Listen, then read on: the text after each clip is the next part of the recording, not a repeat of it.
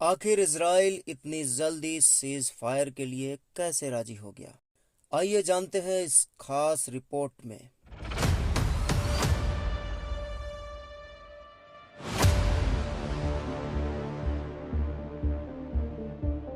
नमस्कार, आदाब।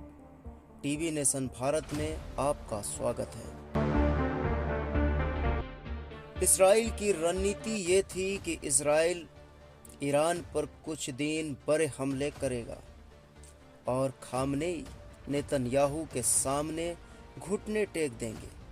लेकिन नेतन्याहू का दांव उल्टा पड़ गया, क्योंकि व्हाइट हाउस के बयानों के मुताबिक ईरान लंबे समय तक जंग लड़ सकता है।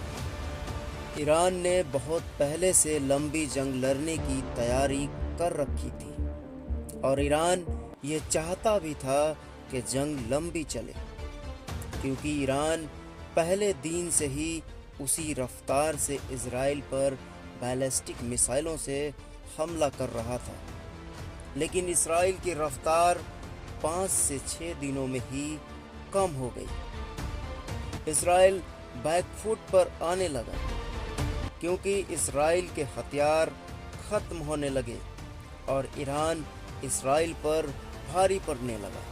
ईरान बैलिस्टिक मिसाइलों से लगातार इजराइल की राजधानी तेल अवीव को दहला रहा था। और इजराइल एक विकसित देश भी है, यहाँ ऊंची ऊंची इमारतें भी हैं। अगर ये युद्ध लंबा चलता तो ईरान के मुकाबले इजराइल का ज़्यादा नुकसान होता और इजराइल में नेतन्याहू के खिलाफ देश में प्रदर्शन शुरू हो जाते। और दूसरा कारण ये भी है कि इजराइल ईरान के मुकाबले क्षेत्रफल में 74 गुना छोटा है और ईरान 74 गुना इजराइल से बड़ा है। ईरान की कुल क्षेत्रफल 16,48,195 वर्ग किलोमीटर है, जबकि इजराइल का कुल क्षेत्रफल 22,145 वर्ग किलोमीटर है। और ईरान की जनसंख्या घनत्व 56 व्यक्ति प्रति वर्ग किलोमीटर है और इजराइल की जनसंख्या घनत्व 400 व्यक्ति प्रति वर्ग किलोमीटर है।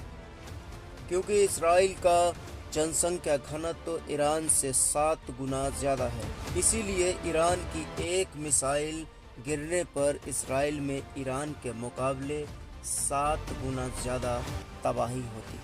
व्हाइट हाउस के बयानों के मुताबिक इसीलिए नेतन्याहू राष्ट्रपति ट्रंप की बात मान गए और सीज फायर के लिए तैयार हो गए।